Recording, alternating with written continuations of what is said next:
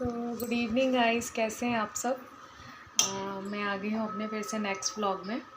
तो आज मैं आपको ये बता दूँ कि हाँ, आप लोग बोल रहे होंगे कि मैंने सरप्राइज़ का कहा था। हाँ जी, आपका कहना होगा कि मैंने सरप्राइज़ का कहा और मैंने कोई सरप्राइज़ दिखाया नहीं। सो एक्चुअली इस बीच नवरात्रि आ गई और 3 दिन का शेड्यूल मेरा इतना बिज़ी रहा बेटी के एडमिशन के लिए, तो थोड़ा बाहर जाना पड़ा मुझे तीनों दिन।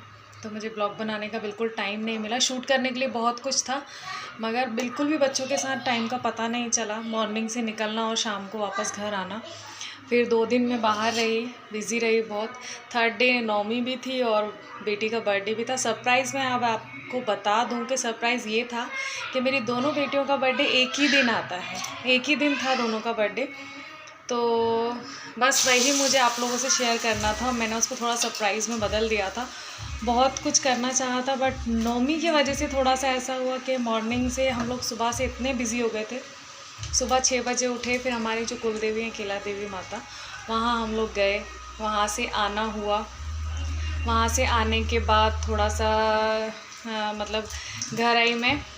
बहुत फैलाना था, घर पर आई, मैंने सबको समेटा वगैरह। उसके बाद क्या एकदम से, मतलब वैसे तो मैं कन्याएं यहाँ पे खिलाती नहीं हूँ। गाँव में बहुत ऐसा होता है, कन्याएं बहुत सोच समझ के लोग अपने अपने घर भेजते हैं एक दूसरे के यहाँ। तो मैं यहाँ कन्या खिला नहीं पाती हूँ। मैं हमेशा खीर पूरी बनाकर और फिर मंदिर के बाहर जो बैठे होते हैं उनको लेके जाती हूँ। वहाँ हम लोग देते हैं पूजा वूजा करने के बाद। तो इस बार ऐसा हुआ, मेरी बेटी थोड़ी बड़ी हो गई है, 7 साल की, समझदार। तो वो कन्या खाने गई थी, तो उसके साथ काफ़ी लड़कियां आ गई। तो मुझसे नीचे से बोलती है, मम्मा आप भी आज आप कन्या खिलाओ ना, सबको मैं बुला लाती हूँ अपने घर। मैंने कहा ये तो बहुत अच्छी बात है, अगर आ रहे हैं तो बेटा, लेकिन मेरी तो कोई तैयारी नहीं है। आप एक काम करो, ले आओ, मैं खिला दूँगी। अब कोई कन्याएं इस बार अपने आप मेरे घर आई तो मैं कैसे मना कर सकती थी, कोई तैयारी नहीं थी। बट फिर भी उनको मैंने बुलाया और सब अपने आप होता गया और मैंने कन्याएं खिला भी दी। उनको जो गिफ्ट्स देने थे वो दे भी दिए, वो बहुत अच्छा रहा। यही करते करते दिन के 3 बज गए। दिन के 3 बजे के बाद मैंने डेकोरेशन स्टार्ट किया।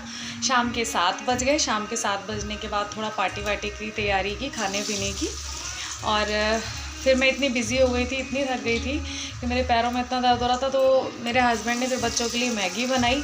मैं जब तक रेडी हुई, साड़ी वाड़ी पहनी, बोलते तुम रेडी हो जाओ, मैं बना लेता हूँ मैगी। उन्होंने मैगी वगैरह बनाई। बाकी प्लानिंग तो बहुत थी, बट थोड़ा सा नौमी उसी दिन पड़ गई तो हम बहुत बिज़ी हो गए, तो हो नहीं पाया। और जैसा सोचा था बर्थडे एक्चुअली गांव में वैसा हो नहीं पाया।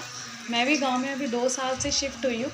इससे पहले हम लोग बाहर रहते थे, सिटी में रहते थे और रेंट से ही रहते थे। तो अभी मैं यहाँ शिफ्ट हुई हूँ कुछ ही टाइम से।